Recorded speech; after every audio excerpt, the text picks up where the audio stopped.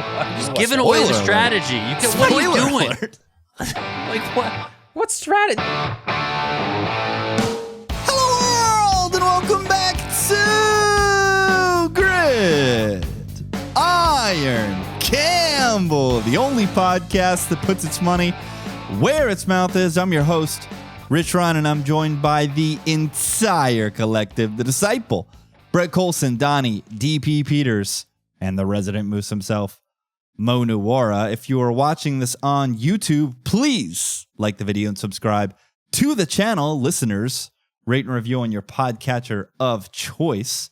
5 stars only. I didn't look anybody up, so I'm guessing here. This is an absolute guess. We were doing so much chitter chatter before record that I am just reaching into the ether and guessing that this is a 5-star player. 5 stars only. Like Abdul Carter, Edge, Big Blue. I feel like you're York. A big favorite there. I think I'm like minus 300 for Abdul Carter to be 5 stars. Not on Rivals anymore. Rivals purchased by Something on 3, which is very sad every time that I Google a player's name in Rivals and somethingon3.com comes up. Do we have confirmation? Brett, I feel like you're Googling over there. Or am I just creating bad radio? Awful radio from me. Good job. Always be predicting. Penn State's pulling 5 stars? I guess they are now. Legit program again. I mean, just his... Now I just have to look it up. This is the part of the podcast that is called Googling Abdul Carter Rivals. Confirmed 5-star. Confirmed 5-star. 5 stars. 99. National number 10 overall. 99.00 rating. Guy was good at football in Happy Valley. And we're going to, once again, if there's 2 teams, I guess Brett is just driving us straight into insanity with 2 weeks of the Arizona Cardinals and now 3 straight weeks of the New York Football Giants, because we're going to start looking at Giants commies this week. And the basis for this show is we want to zoom in and look at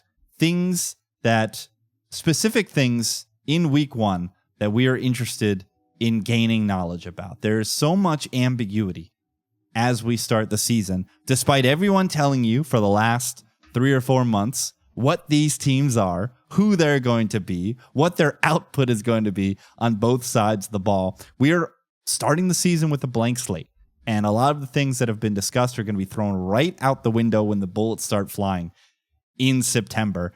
And we want to key in on some specific things that are going to change our opinions on these teams and perhaps give us a chance to get out ahead of it as lines start changing immediately in week 2 and beyond. And we're going to start with Giants commies because it's a very interesting matchup for 2 reasons. The Giants have been a very interesting team for this podcast, specifically on defense. But on the other side of the ball, you have this Commanders team who everybody is just attaching with that ascendant quality, a second-year quarterback, the addition of offensive line and weapons, and what are they really going to be when the lights come on? So Brett's going to kick things off because he's interested in the number itself, the number that Circuit's going to give us, what the hook is going to be, and I think that's a good table setter for the game itself. So Brett, what are your thoughts here on this matchup?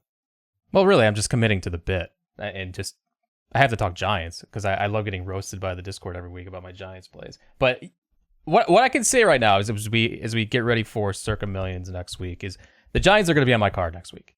That's almost a certainty. The question is going to be, where do they land on my card? And that's going to depend on what number we get. You're just giving away the strategy. What are you doing? Like what?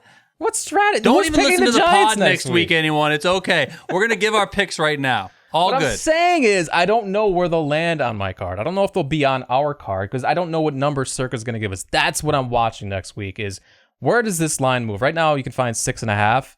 Is it going to get to 7? Is it going to get back to 6? Like Mo might have a better idea of where this is going to land by Thursday, Friday, Saturday, Sunday next week. But if it's short of 7, I probably will have the Giants on my card next week. So I'll do a deeper dive into my reasoning next week, obviously, as we talk about the week 1 games. But I do think these are two strong regression candidates headed in different directions. So I am looking heavily at the Giants for week 1. There's a specific unit in this game that Mo was interested in. I sent out requests for what people were looking for, and it is that Giants defensive unit. So, Mo, what are your thoughts on Big Blue? Well, first off, if I had to guess which way the line's going to move, I would guess towards Washington, just because the McLaurin news, I feel like that matters. I mean, that matters hugely. I had that in my notes when we very first started handicapping for the season. Was I think I think Washington is. I just feel like they've got no good passing targets, and I don't know where this offense is going to go if they don't have McLaurin. I think he's massively important. I know there was games he disappeared last year, but I just don't think this is going to be another high-level offense, really, if they don't have McLaurin. So I don't like these other targets. De'Ami Brown actually did good work for them. So yeah, I think they need him. And this Giants defense, I don't know if I talked about it when we talked Giants, but I think it could be pretty good, man. We know the up front. Everyone knows that this team is very strong up front, right? The questions are in the secondary. So it's just, it was a bad group, I think, last year, but there's been a lot of youth and there's been some talent. And you know, I know a lot of people, I haven't heard anyone say anything good about Paulson Adebo. I thought he was decent with the Saints. I always thought he was okay. So I guess I just think he's maybe better than everybody else does. The safeties should be pretty good. I mean, Javon Holland was very good in Miami, and that Tyler Nubin, I'm not exactly sure how to pronounce his name, but I think he was fairly solid last year. So we've seen, Dable coach with a team that, obviously he was on offense, but the Bills had a similar kind of setup where their corners weren't great, but their safeties were very good and carried a lot of the water for the coverage unit. So, obviously a first round pick a couple of years ago on Deontay Banks, there's enough talent here that if these guys make a leap, this could be a really good defense. So I feel like with the fact that nobody is going to give this team any respect, all I've been hearing about is basically the Giants are going to be, 0-8, Dayball fired, and, Dayball should be minus 300 to be first coach fired and whatever else. Nobody has had anything good to say about the Giants. So I think if this defense gets off to a good start, it's probably not going to move people's needles at all. So maybe we could sneak in some value still week 2 here. One of Donnie's overarching questions was second-year quarterbacks, and there's one in this game, perhaps with more hype than any other ascending player in the NFL right now, and that's Jaden Daniels, DP. So you'll be looking out for him in this game against that tough front seven. I am. I think I align with these guys in saying that I think the Giants front seven is going to be pretty darn good, and this is a tough test for Jaden right out of the gate. I don't know. When I watched him last year, I thought he was good. Yes, don't get me wrong. But I also felt like there was some stuff that maybe he got away with a little bit at times, which is fine. Things can go your way. So I'm just very curious on how his second year is going to go. And I would loop him in with Caleb Williams, Michael Penix, Bo Nix, Bryce Young. Specific to Bryce Young, are we going to get Bryce Young from the first half or the second half of last year? So these guys can all go kind of one way or another. I feel like Jaden Daniels is almost just being anointed as the guy. He's just going to have a good sophomore season no matter what. And it's okay, but what if a lot of things just went their way last year? For example, one example, the freaking Hail Mary. What if that just doesn't happen? Stuff like that, right? So it's is he just going to pick up where he left off? I know coming into last season, the big thing with him was he's really thin. He likes to run. He doesn't like to get down. Does that possibly come back and bite him this time around? There's all those questions. Caleb Williams, right? Can we talk about him? What's he gonna look like under Ben Johnson? Is he gonna look like just running around like crazy, like he can't grasp the offense or whatever? Or is all of a sudden he's gonna be good and we're just gonna be like, yeah, Ben Johnson's the guy? Michael Penix, is he gonna look like a genuine starter in the NFL? Is he? I mean, we don't know. Like, if once these guys start preparing for a quarterback, like they tend to figure things out and give the quarterback a lot more problems. I would put Bo Nix right with Jaden Daniels in that, like, I think people are kind of just expecting him. Mo, you texted us about your buddy the other day who said he had an amazing year, right? Like, people are just thinking Bo Nix, boom, like this is it. He's going places. I think we're all high on the Broncos. I think we're higher than we thought we were going to be on Bo Nix specifically. But let's not just go nuts here and be like, he's the guy. He's going to be incredible, right? So there's all that sort of stuff. And then, of course, I mentioned Bryce Young. But yeah, with this game, I think it's going to be pretty interesting. This is a tough defense, at least in my opinion and these guys' opinion, that he's going to go up against first. So is he going to look good, or are we going to have to kind of, I think people not only with Jaden Daniels are saying like, oh, yeah, let's just pencil in, Washington for the playoffs. Like they're back, they're Washington, they're going to the playoffs. Well, what if they're not? I mean, what if he just comes back a little bit? Like, they went from like nothing to something in a split second. Like that feels like that might be more the anomaly than some other stuff. So let's just like see how it goes, I guess, Fantasy people will be all eyes tuned on the backfield in Washington to see what the deployment is between Bill Krosky, Austin Eckler, and Chris Rodriguez, as the Bill Krosky steam in the best ball streets has been insanity. This guy is going in single-digit rounds now, coming out of nowhere, especially after the Brian Robinson trade. Another game, let's pivot to Raiders at Patriots. Two head coaches who had sabbaticals from the NFL. Pete Carroll was a surprise return to the league. Vrabel was more of a 1-year reset. He hung out in Cleveland with the Browns and then was going to get back in the action, return to Foxborough to be with the Patriots. So keep an eye out on how these coaches deploy these teams. If both of them are still the stubborn defensive coaches they were the last time we saw them on a football field. But specifically, Mo is looking at the New England Patriots and two units, that improved defense that is full of free agents that everyone is super excited about. And then that offensive line, which I've been told, Mo, can't be worse than last year. It just can't be. Can't be worse than last year. Yeah, first of all, I just want to ask, is that a pumpkin already, Brett? It's sure already is. pumpkin Dude, season? the beer companies Pumpkin? have won.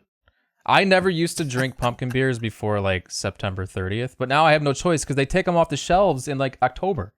So now it's just pumpkin beer season now in August. But yes, Pumpkin in August. Pumpkin. Anyways, for the record, we're not sponsored by Pumpkin, but if you guys want to send us some beer, we're in. Yeah, I think a sneaky big test for the Patriots right out of the gate. I mean, I don't think anybody's looking at this game and like, oh, wow, they have to face the Raiders. But maybe they should be, because I think the Raiders have some strengths where we kind of expect the Patriots might be vulnerable, right? We have a Raiders defense that's highly questionable, but similar to what I said about the Giants, I think most of that question is in the secondary. I'm completely understanding anyone who's questioning this secondary. It doesn't look great, right? So, yeah, I mean, there should be some space there, but this is still a very good pass rush led by a top 5 pass rusher, right, in Max Crosby. So, facing off against this Patriots O-line that I think Rich and I are highly skeptical about, I think that's a huge test. And then on the other side of the ball, I've been hearing a lot of optimism about this Patriots defense. I was listening to some preview pod the other day, and they seemed quite confident that this would be a top half of the league defense, and I'm not that confident. I'm looking at this roster, and I see a lot of new pieces. I mean, are some of them recognizable names that could be good pieces? Yeah, but just throwing all these new players into the mix here with a new coaching staff, I don't know what's going to happen there. I mean, I feel like that's, even in a good case, is likely going to take some time to gel. And this Raiders offense looks fairly solid. So I think the Patriots, if they don't get off to a good start, I won't be surprised. But I think some people who have a lot of stock in this team are going to be pretty worried if that happens. And I think that's reasonable. So I have Raiders money bet line in my account already. Gotta shout out our guy in the Discord, Mr. Steema. Big Spillane fan. I put him on Spillane over tackles one time, and he was all the way bought in. Spillane now a linebacker on the Patriots. And the reason why I love Spillane in IDP, I love betting Spillane over tackles, is because Spillane can't cover the door. So he allows tons of receptions and then cleans up with tackles. And lining up across from him in this contest is going to be perhaps the most prolific tight end to play the game since Rob Gronkowski in Brock Bowers. So that is a horrifying matchup for the Patriots. I'm really interested in seeing Geno Smith, right? We saw him have this resurgence in Seattle. Now he's in a new location, new receivers. We have the, what's the best way of putting it? The turbulence with Jacoby Myers currently. Don't know if that situation will get ironed out with him requesting a trade. The Raiders came out and said that, well, at least through the media, they leaked that one team reached out, but they wanted to eat, they wanted the Raiders to eat salary and trade it, so they have no interest in that. So, as of recording, Myers will still be out there. There's a ton of buzz for Dante Thornton, who has looked quite good in this offense and is very much a Geno receiver. Geno, a player that is willing to throw the ball into very tight windows. And Dante Thornton has the profile of somebody who's willing to get up and high point the ball and use his athleticism outside of the numbers. So that seems like a pretty good marriage there. So yeah, I'm very interested in seeing how both of these teams come out. DP, I know you've been dialed in WEEI 24/7 in the Peters household. What do you got here? Your boy Vrabel back in New England. Your backyard team, the Las Vegas Raiders, with the return of Pete Carroll. What are you looking for here in this matchup? That if both teams have an adult in the room, I mean, can we start there? Right? I mean, these coaches were, the coaching staffs last season were dreadful for both of these organizations. So, I mean, does Pete Carroll have his fastball? Likely not, but can he be an adult in the room? I would say so. I would think so. Like, he's certainly experienced. I think he garners the respect, and I think that can help motivate the team. I would extend the adult in the room aspect to, I do think Geno is an adult in the room. And they've been, throwing whatever the hell out there for quarterback for God knows how long. So, I think Geno can help that as well. And if you improve coach and quarterback, I think you're going to be halfway decent in this league overall. Now, on the other side, Vrabel, I have to imagine he's an upgrade over Gerard Mayo. I have to. I mean, I know you guys can say what you want about the offensive line, but for the coaching staff, I mean, come on. It was dreadful for so long. It was dreadful under the last years of Belichick. You guys know I was on that train a lot. It was dreadful under Gerard Mayo. It has to be better under Mike Vrabel. So if Drake May can just be somewhat competent, I think they'll be okay. So I'm not expecting the world from either of these teams. I think they're going to be better than some people out there might expect. The Patriots, I know it's kind of like a split camp. Some people absolutely love them. Some people are like in the camp with you guys where maybe they're not that good. Just have some adults in the room and just be somewhat good, okay? Like, just somewhat decent. And like start the foundation, the building blocks to go forward. So, if they're out there, they're doing dumb penalties, it just looks like the total mess that it was in past seasons, then I'm probably going to be out, because the foundational stuff under Vrabel, under Pete Carroll, should be pretty locked in. Like, that should be dialed in, and if that stuff's not dialed in, then if I was a supporter or a backer of these teams, I would be highly worried. Let's talk Detroit Lions. Number one story for them this offseason was the brain drain. Both sides of the ball, losing coordinators Ben Johnson and Aaron Glenn, and they open up the season, a big game against, I guess it's the entire collectives, but more specifically, it is Brett's. Go, Brett, go! So an immediate test. Brett, I know you didn't put anything for this, but I want to take your temperature on the head coach, Dan Campbell. You were the biggest skeptic on this podcast about Man Campbell, his button clicking, his random aggressiveness. I would just want to take your temperature. Where are you at today on Dan Campbell, and how do I best put this? What is your confidence in him rebuilding a staff that was allegedly very strong and put out a very good team these last couple of years? No, I mean, what has really changed? The silence says everything. Dan Campbell he's going to be who he is and always was. He's going to continue clicking buttons. He's going to go on his gut always. And did he make these hires just off gut? Like, I can't trust this guy to make critical decisions, especially in the playoffs when it matters most. I don't feel good about this team under Campbell. What I respect about him is that his players love him. They play for him. They get up every single week. You can trust that they will get up for every game. But the other stuff, I just feel like he's so far behind a guy like LaFleur. Mo, what are the signifiers from the Lions in week 1 that will make you comfortable in saying that this offense is a facsimile of what we've seen the last couple of years post Ben Johnson? I think any sort of good performance would, because I think this is a sneaky, really, really tough spot. I, even as a Green Bay optimist, was surprised looking at these numbers. I mean, Green Bay very quietly 4th in defense EPA last year, 5th in defense DVOA. I don't think a lot of people realize how strong this defense was last year. So you got Jared Goff.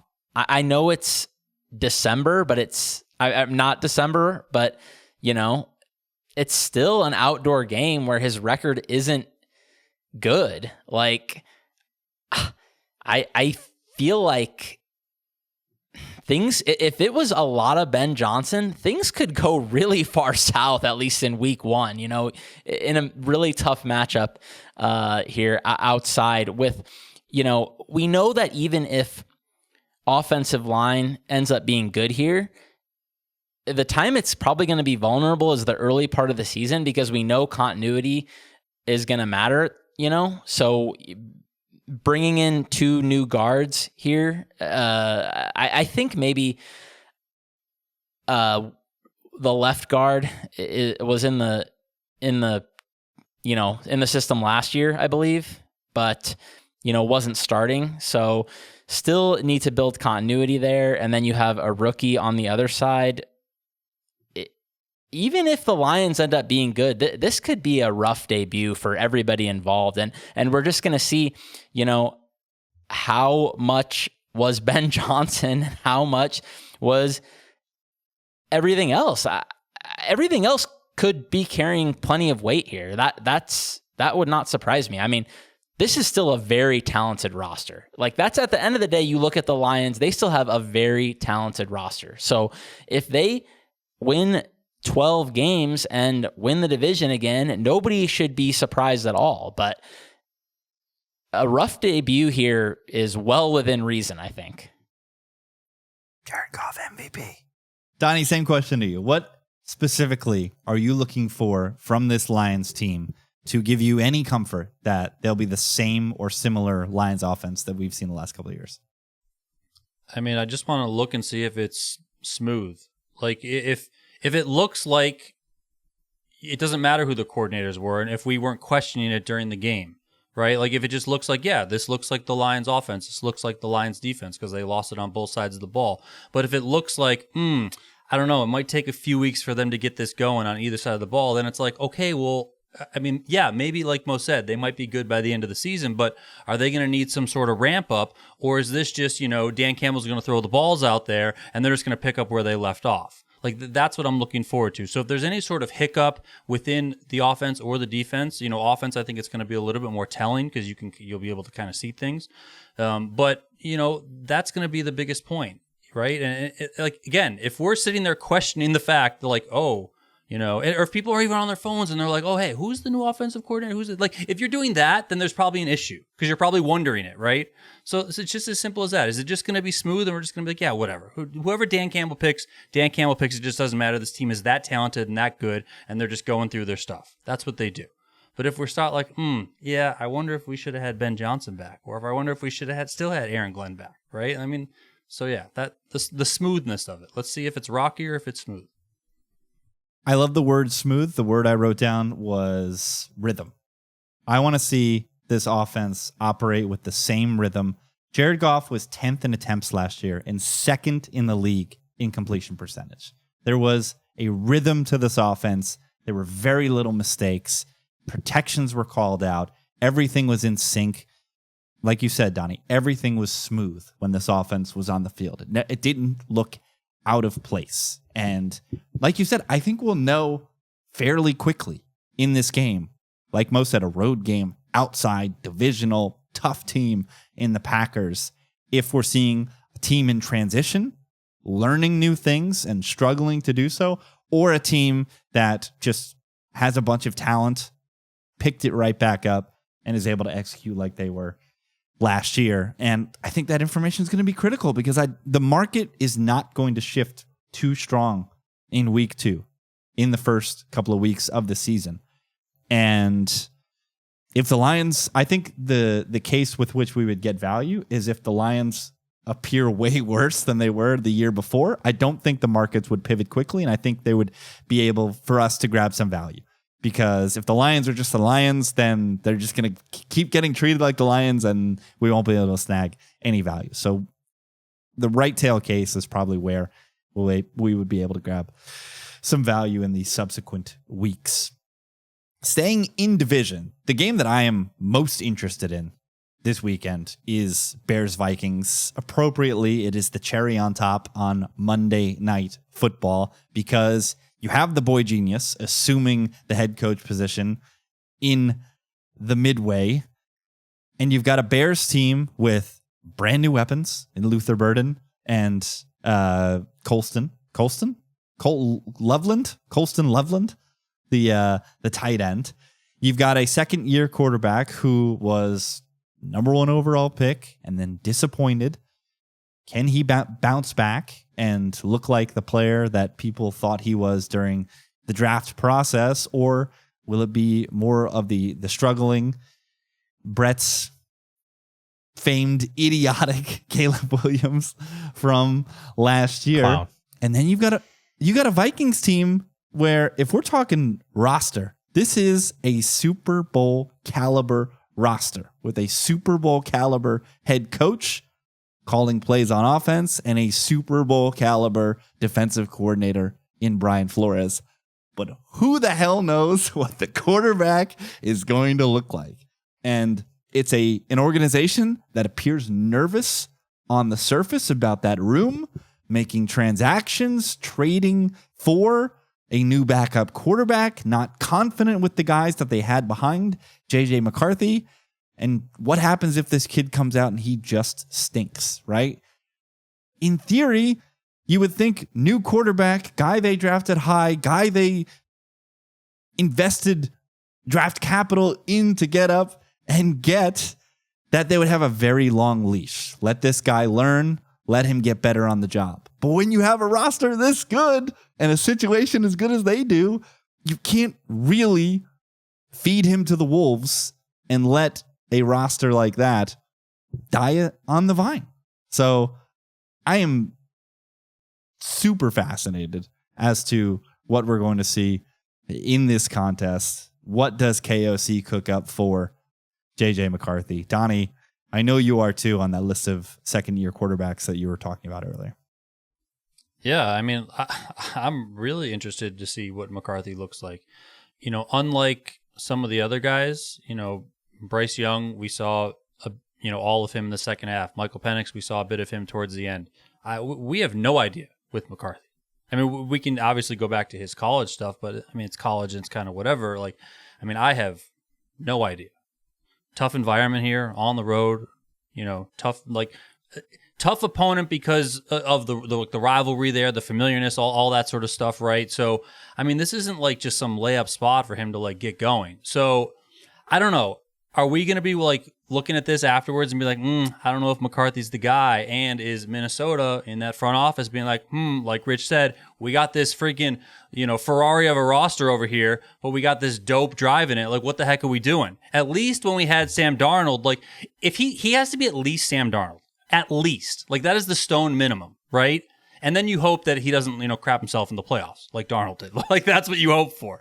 And who knows? Like, but if he's not Darnold, which I don't think is, asking the world of the kid, then yeah. And like you said, is this one of those things where I think NFL players, they recognize the situation. I think everyone around them on this team, whether or not they're saying it publicly or not, understands that this is a very, very good team on both sides of the ball, on the coaching staff, etc. So if this kid doesn't get off to a decent start, is Jefferson starting to, say some things, throw some shade here and there, not get the ball, etc.? Is the defense being like, what the hell? They can't score any points. We're holding people to 14 over here. What the heck is going on? Like, that stuffs to build because these guys don't have, ages to play in the NFL. They want to win now. And this team is ready to go. So the quarterback's got to be ready to go. Now, I have no idea if McCarthy's going to be able to do it or not, but we're all going to be watching. That's for damn sure.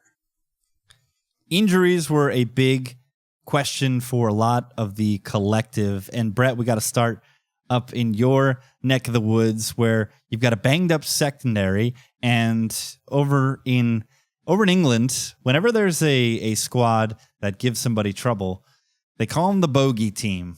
This past weekend, my beloved Tottenham Hotspur once again went up to the Etihad and beat Manchester City. We are very much City's bogey team. And in recent past, the Buffalo Bills have had a very difficult time handling the Baltimore Ravens. So you've got an injured Bills secondary. You've got a Ravens team that keeps putting your face in it, except for when it mattered, of course. Yeah. Mark Andrews. Brett, what do you got here? Well, yeah, the Bills. Well, first of all, the Bills didn't look good in the preseason, and I was asked this question by several people after the Bills got pummeled by the Bears 2 weeks ago. Is there a reason to worry about this? And normally my answer to that would be no, because the starters didn't play. Who cares? None of this matters. But as the injuries are mounting up, especially in the Bills secondary, I think it might matter because the Bills don't have a whole lot of depth at cornerback, at safety too. That was their biggest issue last season. Teams were able to throw all over them deep. And now I think this is a team that, already has the worst safety tandem probably in the NFL, and now could be without two key cornerbacks for week one. And they're facing Lamar Jackson in the ultimate circled game, like back in Buffalo where the Ravens gave one away last year for the right to play in the AFC Championship game. Lamar just might go nuclear next Sunday night. The Bills, they placed Maxwell Hairston on IR today. That happened after I sent my list over to you, Rich. So, that I don't have to watch for that anymore to see if he's going to play. He's done. Trey White. Yes, that Trey White. He's back in Buffalo. He's nursing a lower body injury. He might be important to this secondary while Hairston's out. I don't even know who's going to be playing meaningful snaps for the Bills at cornerback. They do have two great corners in Christian Benford and Taron Johnson, but the rest of the secondary has me terrified. That's something I think it's going to matter. It's going to matter next week. I'm really nervous about the Bills in week one. Keeping it on the injury front, Mo, you did not submit this, but this is a man that we've talked about for a very long time in Matthew Stafford. The weekend at Bernie's memes have been flying all offseason. Is he just a plant? Is there a plant throwing? Are we being fed misinformation? But according to the Rams, he's on track. He'll be there week one. He is somebody who's played through injury, but a bulging disc for an aging quarterback. However, on a team who was going toe-to-toe and driving on the eventual Super Bowl champions on the road in the snow, who added Devontae Adams in place of the rotting corpse that was Cooper Kupp. Mo, all eyes got to be on Matt Stafford this weekend. Yeah, like I know there's a history of playing through injuries here, but it's never felt more fragile than it does right now, right? At this age with that sort of injury, which like, dude, back injuries end careers. Mitchell Schwartz hurt his back and it was like kind of barely talked about in the middle of that Chiefs season. And then he literally never played another down. I mean, I don't know. Like, this is not a situation where it would surprise me one bit if the Rams were just ended up being atrocious. I know that Jimmy Garoppolo like has been decent at times, but I feel like that was years ago at this point now. I mean, I don't even know what to expect there. So the floor could be much, much lower than any of us wanted to believe. And this is coming from somebody who I was pretty excited about the Rams when I saw the Devontae Adams acquisition. I thought he was good last year still. He's not, top 5, maybe even top 10 probably in the NFL anymore, but he's still a needle mover. I still think he's a good player. Like, he's an above average player. Everything is set up for success here, but I don't know, man. When you are at Matt Stafford's age and you can't move as much as he can't move anymore, which we've talked about this numerous times in recent years, he is highly reliant on the blocking up front anymore. We have seen him get absolutely buried at times when the blocking was poor in front of him. And if that starts to happen, his body could break down in a hurry at this age. I want to believe in the Rams as a dark horse Super Bowl candidate, right? I really do. But there's like no outcome this weekend or the first quarter of the season where I would be interested in the future because of the word that you just said, Mo. It is just so fragile when you've got a quarterback with a history of injury playing with a back injury. Things can change so quickly. And at the end of the day, I guess that's gambling, right? I guess that is the inherent risk of betting a team, whatever they are, probably in the 30s to win the Super Bowl. But I believe in the upside of this team. It is just, it is teetering on a house of cards with this quarterback and this specific injury. I'll get one more group out of the way. Brett brought this up. I'll touch upon it, and then I'll pass the ball to Brett if he wants to talk to it as well. But it's this Niners wide receiver group.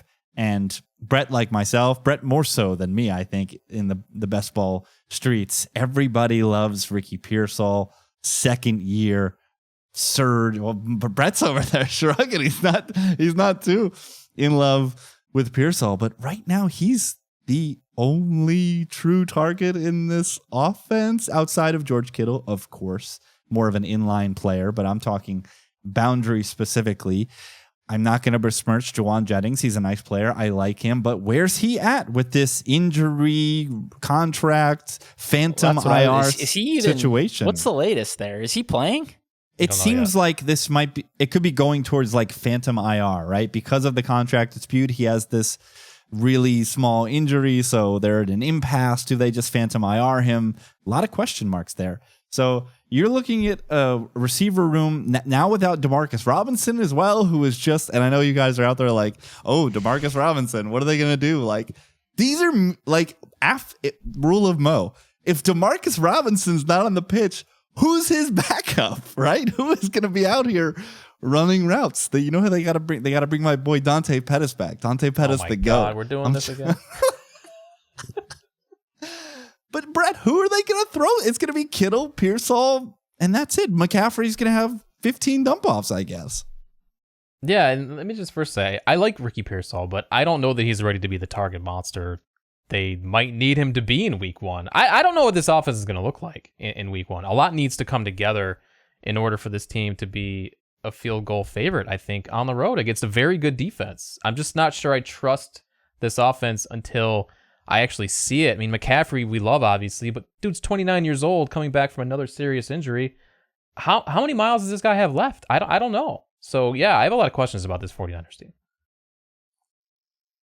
I guess in that sense, and after they bring in Robinson, I mean, is that a tell that they just want to come out and pound the rock? I mean, just like having basically 2 starting running backs on the team. Do they hate Garendo?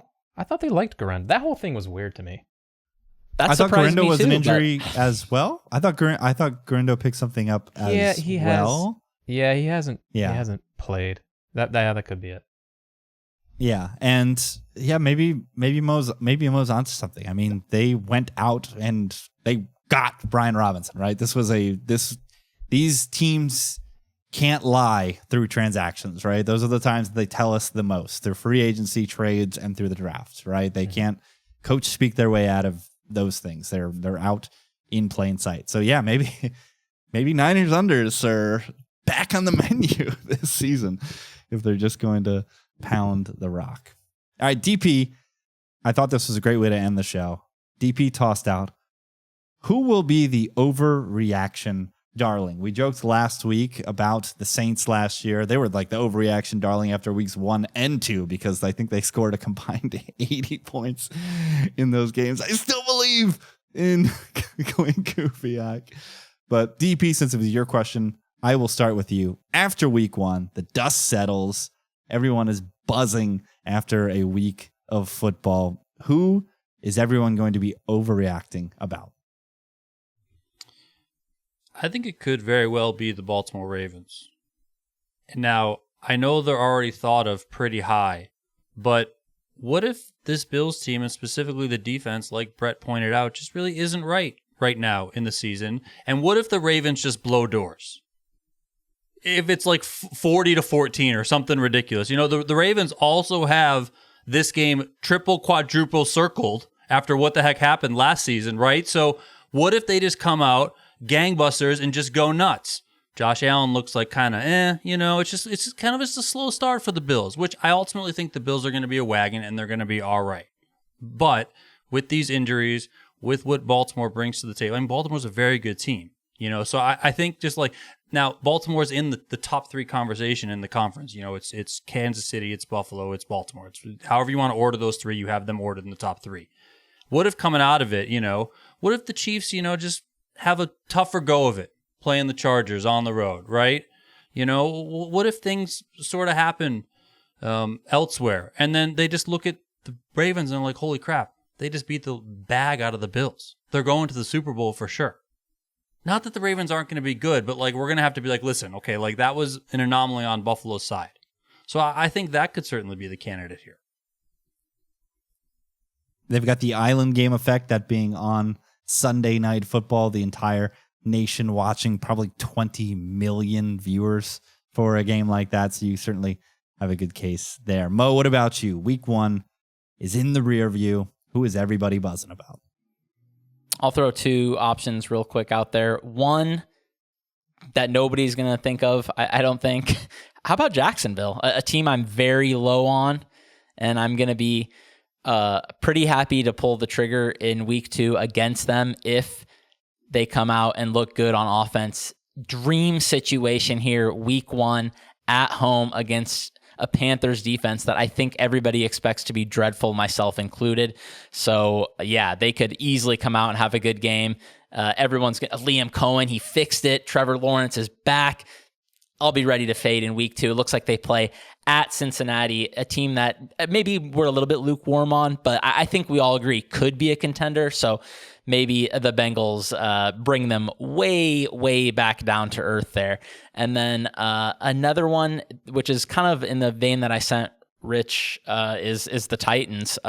This one's the other way, where I feel like absolutely horrific situation. Week 1, just on the road, rookie quarterback, mile high, an elite defense. This could be like, I think a game people forget about last year, Jaden Daniels and Washington, they just go get absolutely mollywopped by Tampa Bay week 1. 37-20 was the final of that game. I looked it up and they just got killed. And then what happens after that? They rattle off 7 covers in the next 8 after that because, you know, Tampa Bay's good. This guy's making his debut. Washington was a team that everybody thought was going to be bad. So everyone was like, oh, crushed by Tampa Bay, just like we thought. Washington's awful. Titans still, I know there's some excitement out there, but they still have a win total of like 6.5. So if they look ugly week 1, I think we should maybe be ready to pounce on the Titans after that. I love that take. 2 of us had Tampa Bay in Survivor last week, week 1, and we skated into week 2 without, it was you and I, Brett. You and I with Bulls at home against a rookie quarterback, week 1. Ooh, I'm drooling right now thinking of a spot like that. All right, Brett, you're up. Who are we going to be overreacting about? I've got another island game as an overreaction candidate. I've got a weird feeling about this Eagles-Cowboys game on Thursday. Some wonky things have happened in these Thursday night season openers. A lot of nerves, Super Bowl hangover, and Dallas has a lot of firepower in this passing game. So if they can find a way to get a win on a random Thursday night, the fair weather fans around the country are going to be flying about the Cowboys, which would be amazing to watch because we all know how this ends, right? So I could see Dallas. I mean, they're only 6.5 point underdogs, right? I mean, they're winning this game, 30% of the time? It could happen. And if it does, I think Dallas is like the overreaction candidate in week 2. That's fantastic. I think the Cowboys are, without Micah Parsons, are a dead over team from what you were just saying because of the addition of George Pickens to this offense. Dak's ability to get the ball downfield. Yeah, no Micah Parsons. I could see so many points being scored in this game. And on that Micah Parsons point, if he's not playing in this game, everybody is just going to assume that Philadelphia is going to roll, right?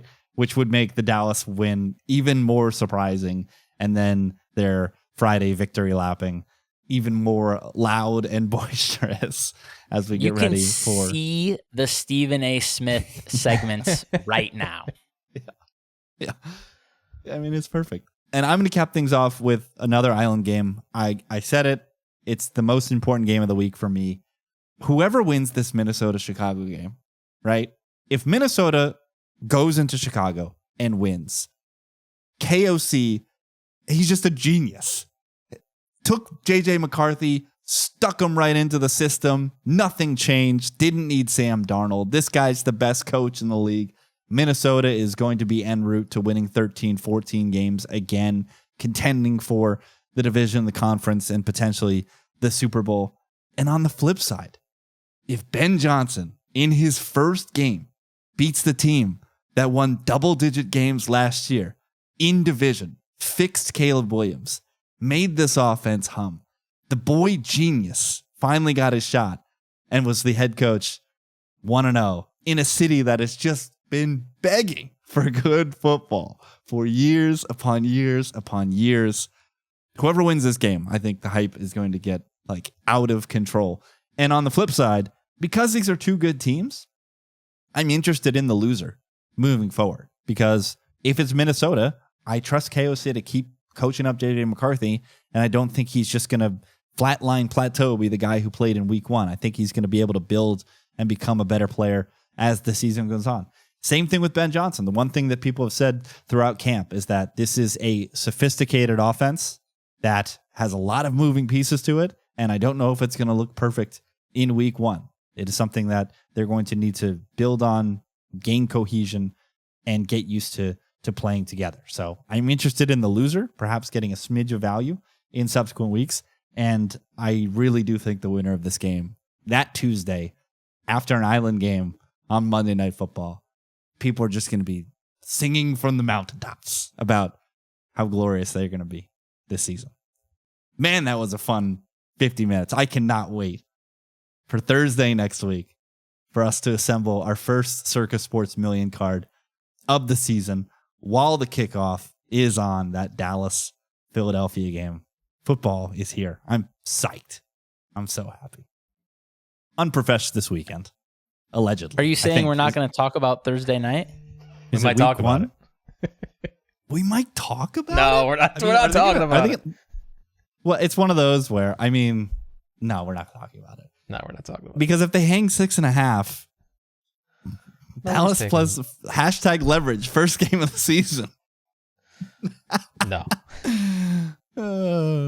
All right. Follow these guys on Twitter at Brett Colson, COLLSON, at Donnie_Peters, at Mo Nuwwarah, NUWWARAH. I'm at Rich T. Ryan. We'll see you guys next week. Hope you guys enjoy the unprofesh. It's the appetizer for the main dish. Peace out.